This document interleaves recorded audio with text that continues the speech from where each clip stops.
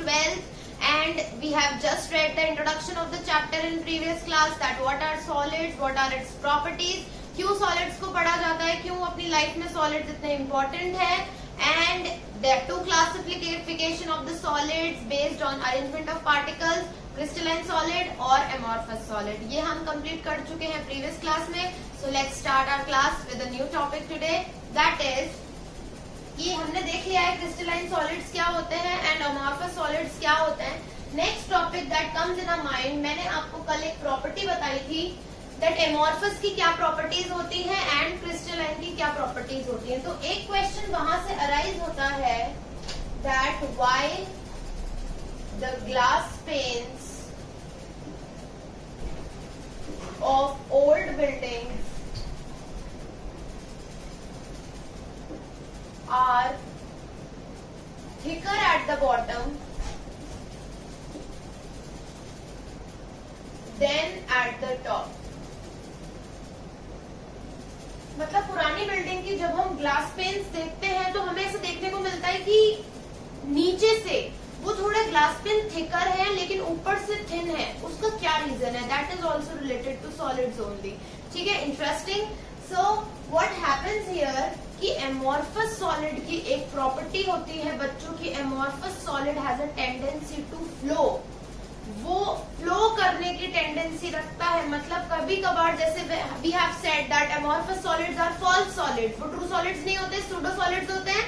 So they sometimes act as liquids and they have a tendency to flow. So answer is this only, as glass is an amorphous solid, so we know amorphous solid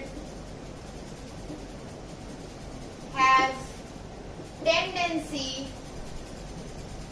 to flow. तो उस glass की क्या tendency होती है? Flow करने की. तो जब फ्लो करेगा लिक्विड के जैसे तो ऊपर से नीचे ही तो जाता है ना ग्रेविटी के अकॉर्डिंग. तो जैसे ही फ्लो करेगा तो ग्लास नीचे से तो मोटा होता जाता है, थिक हो जाता है एंड ऊपर से थिन रह जाता है. ये बहुत एक स्लो प्रोसेस है. सो हमें डेली टू डेली लाइफ में भी are unable to see. But अगर हम पुरानी बिल्डिंग्स, इसलिए मेंशन किया कि बहुत पुरानी बिल्डिंग देखें तो वहां usually with a long time and the process goes on, उससे ऐसा देखा गया कि धीरे धीरे ये चेंजेस ऑब्जर्व किए गए. So this is a question which is very important, a conceptual question. Many times it is asked in competitive exams also. Hopefully it helps you. Next topic that we are going to start is that these crystalline solids, two category we have read, crystalline solid and amorphous solids. Crystalline solids are divided into further categories. Let us see. Crystalline solids ही तो true solids होते हैं, तो इनकी आगे categorisation देखते हैं. पहला category जिसमें क्रिस्टलाइन सॉलिड्स डिवाइडेड है is molecular solids. The other category in which crystalline solids are divided is ionic solids. Next is metallic solids. Next is covalent or network solids. ठीक है, तो ये कुछ कैटेगरीज है क्रिस्टलाइन सॉलिड्स की. 4 तरीके के होते हैं, मॉलिक्यूलर, आयनिक, मेटालिक, कोवलेंट. एक बात केमिस्ट्री की बहुत इंटरेस्टिंग है दैट नेम से ही चीजें काफी क्लियर हो जाती हैं. ठीक है, अगर आपको नेम का जो वर्ड है उसका अगर प्रॉपर मीनिंग पता होता है तो आप इजीली बता सकते हैं कि क्या कहना चाह रहा है. तो पहले हम इस कैटेगरी की बात करेंगे, यहाँ तक आप नोट डाउन कर लो. इस कैटेगरी की बात करेंगे तो मॉलिक्यूलर सॉलिड्स भी होते हैं 3 तरीके के. polar molecular solids, non-polar molecular solids, hydrogen bonded. Firstly polar molecular solids, तो पहली बात तो क्लियर होनी चाहिए बच्चों की कांस्टेंट पार्टिकल्स क्या होंगे, मॉलिक्यूलर सॉलिड है तो ऑब्वियसली मॉलिक्यूल्स होंगे। अब पोलर मॉलिक्यूलर सॉलिड्स क्या होते हैं, तो पोलर मतलब वो मॉलिक्यूल्स जिनका डायपोल मोमेंट जीरो नहीं होता। पोलर वो मॉलिक्यूल्स होते हैं जिनका डायपोल मोमेंट जीरो नहीं होता। पोलर वो मॉलिक्यूल्स होते हैं जिन मॉलिक्यूल्स में दो जो एटम्स है उनके बीच में इलेक्ट्रोनेगेटिविटी डिफरेंस बहुत ज्यादा है। तो क्या होगा, एक एटम अपनी तरफ दूसरे एटम के इलेक्ट्रॉन्स को खींचने की कोशिश करेगा। जैसे कि हम बात करते हैं with example of H2O। In H2O what will happen, oxygen is more electronegative, that means more powerful than hydrogen. So what it will try to do, it will try to attract all the electrons towards itself. तो उसकी तरफ electron जाएंगे। तो हमें ये भी पता है कि जब किसी एटम पे इलेक्ट्रॉन बढ़ते जाते हैं तो वो रिच होता जाता है। रिच का मतलब उस पे पार्शियल नेगेटिव चार्ज आ जाता है। एंड हाइड्रोजन से छिन के इलेक्ट्रॉन जाए जा रहे हैं तो उसके ऊपर आ जाता है partial positive charge. So any molecule which is having, in which the atoms are having the electronegativity difference, वो molecules polar होते हैं। और एक एटम जिसका इलेक्ट्रोनेगेटिविटी ज्यादा है वो अपनी तरफ खींच के ले जाता है इलेक्ट्रॉन्स को। So this was about polar molecules, molecular solids। Example है HF, ठीक है, आपका H2O, SO2, ये आप एग्जाम्पल्स कंसिडर कर सकते हैं पोलर मॉलिक्यूलर सॉलिड्स के। NH3 भी लिख लो, ठीक है। So now let us, if you want to note it down, you can pause the video in between and you can note it down. Let us talk about non-polar molecular solids. The very basic thing is constant particles क्या होंगे, obviously molecules होंगे क्योंकि वही categorisation हम पढ़ रहे हैं। Non-polar means dipole moment zero, electronegativity का डिफरेंस नहीं होगा। इन लोगों में आपस में बहुत प्यार मोहब्बत होती है। That they will be sharing electrons, they will not be खींचातानी नहीं। जैसे पोलर में क्या हो रहा था, जिसका electronegativity is more, that atom was attracting the other electrons atom also, ठीक है, वो दूसरे एटम के भी इलेक्ट्रॉन्स को खींचने की कोशिश कर रहा था कहीं ना कहीं। तो अपन को ये नहीं करना। अब नॉन पोलर में क्या कंडीशन है कि नॉन पोलर में there is a smooth environment, proper sharing होती है कि चलो ठीक है अपन मिल बांट के खा लेते हैं, आप भी थोड़ा सा ले लो, मैं भी थोड़े से इलेक्ट्रॉन्स ले लेता हूँ, तो हम दोनों प्रॉपर हमारा बैलेंस मेंटेन रह पाएगा। तो डायपोल मोमेंट इनका होता है zero. Sharing of electrons takes place, sharing of electron, no transfer, only sharing, वो होते हैं नॉन पोलर, इनका डायपोल मोमेंट जीरो होता है। जैसे एग्जाम्पल है BF3। BF3 को आप देखोगे इसका स्ट्रक्चर कुछ इस तरीके से होता है और यहाँ शेयरिंग होती है, तो ये सारा डायपोल मोमेंट नील इफेक्ट हो जाता है, डायपोल मोमेंट हो जाता है zero. Similarly if we talk about जितने भी डायटोमिक मॉलिक्यूल्स है ना, सबका डायपोल मोमेंट जीरो। जैसे H2, I2, Cl2, मैं रिप्रेजेंट भी करके दिखा देती हूँ। ये सब नॉन पोलर है। एग्जाम्पल और देख लेते हैं, CCl4, all these will be having zero dipole moment and sharing of electrons, और इस तरीके का एनवायरनमेंट आपको देखने को मिलता है।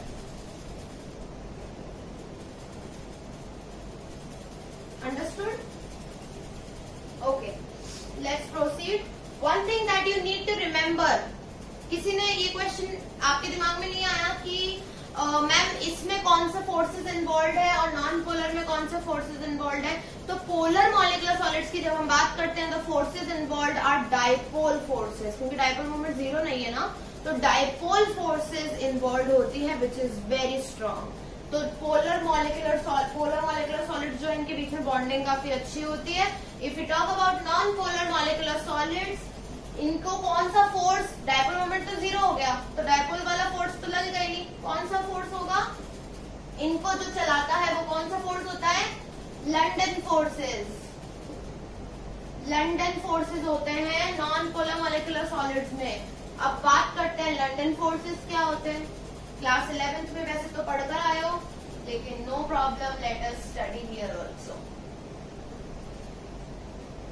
London forces are the forces, let's suppose यहाँ पर ये कोई एटम का ये पॉजिटिव चार्ज है, ये नेगेटिव चार्ज है, यहाँ पर भी इस एटम का पॉजिटिव चार्ज है, नेगेटिव चार्ज है, तो यहाँ पर देखो ये पॉजिटिव नेगेटिव है, अट्रैक्ट करना शुरू कर देंगे।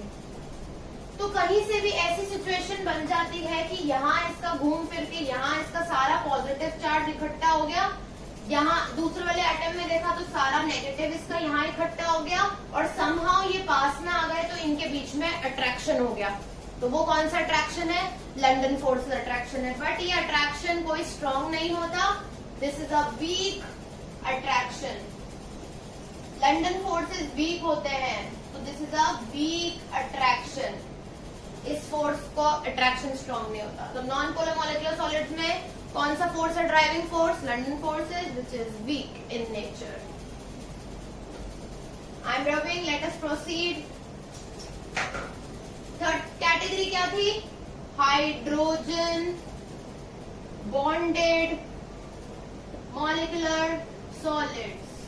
Now the obvious thing is constant particles will be molecules, but hydrogen bonding होगी उसमें, मतलब मॉलिक्यूल में एक ना एक एटम तो भाई हाइड्रोजन होगा ही होगा। दूसरा कोई और हो सकता है जिसमें इलेक्ट्रोनेगेटिविटी गैप हो हाइड्रोजन और दूसरे एटम के बीच में, तो होगा क्या, जैसे let us take an example of H2O। तो जब हम H2O का एग्जाम्पल लेते हैं तो इसमें क्या होता है, देखो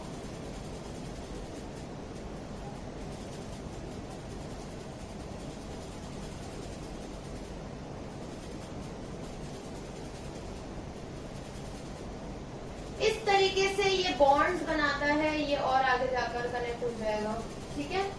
इस तरीके से यहाँ पर होती है हाइड्रोजन बॉन्डिंग, ये होती है hydrogen bonding, which is a strong kind of force of attraction। strong bonding होती है ये, strong bonding है क्योंकि ऑक्सीजन और हाइड्रोजन के बीच में electronegativity difference is there. Oxygen has a greater electronegativity, so oxygen अपनी तरफ इलेक्ट्रॉन्स को अट्रैक्ट करेगा।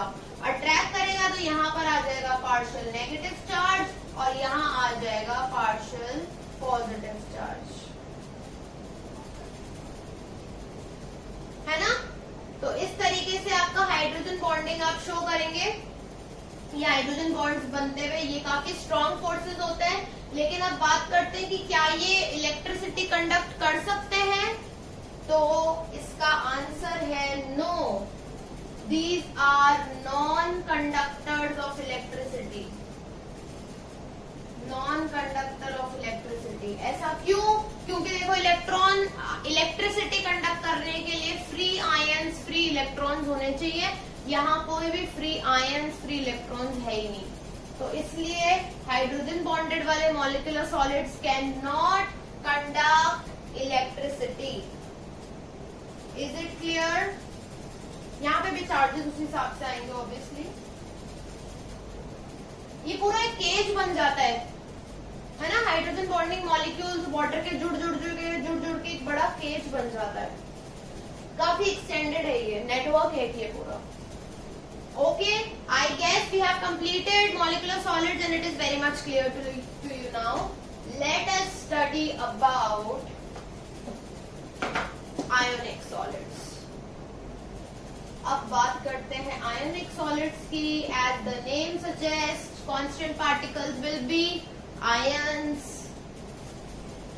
आयंस होंगे इसके कांस्टेंट पार्टिकल्स। ये जितने भी इनके बीच में बॉन्डिंग कौन सी होगी? Ionic bonding. आयोनिक बॉन्डिंग अब होती क्या है? Ionic bonding is a sharing और a transfer. So ionic bonding is a transfer of electrons. इनमें कोई शेयरिंग नहीं होती, ट्रांसफर ऑफ इलेक्ट्रॉन्स। वही बात है, जो ज्यादा रिच है वो अपनी तरफ इलेक्ट्रॉन को ले जाएगा, दूसरा वाला थोड़ा सा पुअर रह जाएगा। शेयरिंग की टेंडेंसी नहीं होती आयनिक सॉलिड्स की, they are not friendly in nature. So transfer होगा, इसका मतलब यहाँ पर इलेक्ट्रोस्टैटिक फोर्स ऑफ अट्रैक्शन है आपका फिजिक्स वाला इलेक्ट्रोस्टैटिक फोर्स ऑफ अट्रैक्शन। मतलब आयंस में चार्ज डेवलप होंगे, पॉजिटिव और नेगेटिव। पॉजिटिव किसके पास होगा, जिससे इलेक्ट्रॉन छिन जाएंगे। नेगेटिव किसके पास होगा, जिसके पास इलेक्ट्रॉन्स रह जाएंगे, ज्यादा अमीर हो जाएगा वो। ठीक है, तो ये इसके कुछ पॉइंट्स हैं आयनिक बॉन्डिंग के। और आयनिक सॉलिड्स के बारे में हमने और देखा कि कैसे क्या होता है। तो these are hard and brittle. Brittle का मतलब होता है फटाक से टूट जाते हैं, ऐसे टूट जाएंगे। हार्ड होते हैं, ब्रिटल होते हैं, इंसुलेटर्स होते हैं। अब आप पूछोगे मैम अभी तो आपने थोड़ी देर पहले हाइड्रोजन बॉन्डिंग में बताया था कि फ्री आयंस फ्री इलेक्ट्रॉन्स हो तो कंडक्ट कर सकते हैं इलेक्ट्रिसिटी, और यहाँ पे तो नाम ही आयनिक बॉन्डिंग है, आयंस है। Why they are unable to conduct electricity? So the reason is कि इलेक्ट्रिसिटी कंडक्ट करने के लिए फ्री आयंस होने चाहिए, फ्री इलेक्ट्रॉन्स होने चाहिए। In this ionic solids ions are not free. Free होना बहुत जरूरी है। So here ions are not free, that is why it is an insulator. अगर बात करें कि इन आयनिक सॉलिड को हम एक्वस स्टेट में ले लें या मोल्टन स्टेट में ले लें तो they can behave as conductor, क्योंकि एक्वस स्टेट में आयन टूट जाते हैं ना, पॉजिटिव में नेगेटिव में टूट जाते हैं। टूट जाएंगे तो अब वो फ्री है, फ्री आयंस है। Now they can conduct electricity. So they can act as conductors in aqueous or molten state. ठीक है, एग्जाम्पल जितने में भी आयनिक बॉन्डिंग होती है सारे एग्जाम्पल 11th में पढ़कर आए होंगे। ZNS, MgO और कोई भी एग्जाम्पल जो आप लेना चाहें, सारे आयनिक बॉन्डिंग के एग्जाम्पल इसमें होते हैं। मैंने एटसेट्रा लिख दिया। Okay, let us proceed further. You can pause the video in between and you can note down it. बात करते हैं मेटालिक सॉलिड्स की। तो बच्चों मेटालिक सॉलिड्स क्या होंगे? Constant particle will be metals. और मेटल्स के बारे में तो कहा ही जाता है, मेटल में तो बहुत फ्री इलेक्ट्रॉन्स होते हैं। Free electrons are present.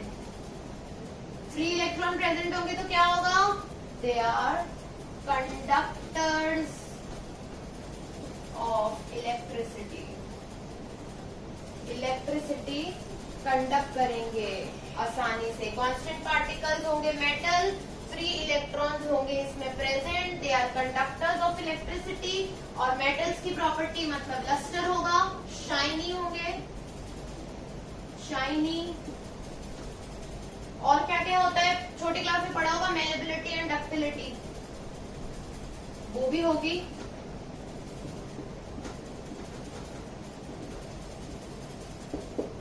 ठीक है, so these are the property of metallic solids. Example सारे metals, all metals, Au, Ag, Cu, सारे तरीके के metals इसमें आ जाएंगे आपके metallic solids में।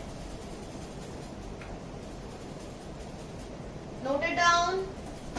You can pause the video in between and note it down. I hope it is clear to you. Now let us talk about covalent solids, जिनका नाम है नेटवर्क सॉलिड्स, भी नाम है इनका। What is the other name? Network solids. तो constant particles कौन होंगे? कॉन्स्टिट्यूएंट पार्टिकल्स के बीच में will have covalent bonding. Covalent bonding. Ionic bonding, तो what ionic bonding is? Transfer of electron. Covalent होता है sharing of electron. Sharing of electron, that means they are friendly in nature, they can share the electrons. की चलो ठीक है, थोड़ा सा खाना अपने पास है, आप थोड़ा सा खा लो, मैं थोड़ा सा खा लेता हूँ, and we will be sharing the electrons. So in this way covalent solid में इस तरीके का शेयरिंग ऑफ इलेक्ट्रॉन देखा जाता है। ये जॉइंट मॉलिक्यूल्स होते हैं, बहुत बड़े बड़े मॉलिक्यूल्स होते हैं, जॉइंट मॉलिक्यूल्स और नेटवर्क्स, बड़े बड़े मॉलिक्यूल्स होते हैं, नेटवर्क बना हुआ होता है कोई, इतना ज्यादा ये बड़े बड़े मॉलिक्यूल्स आपको कोवेलेंट बॉन्डिंग में, कोवेलेंट सॉलिड्स में देखने को मिलेंगे। इनका जॉइंट मॉलिक्यूल होता है तो इनका मेल्टिंग और बॉइलिंग पॉइंट भी काफी हाई होता है, high melting and boiling point, and then these are insulators, they cannot conduct electricity. So these were about crystalline solids and its various categories. Sara, I guess all the 4 categories and uski subdivisions are very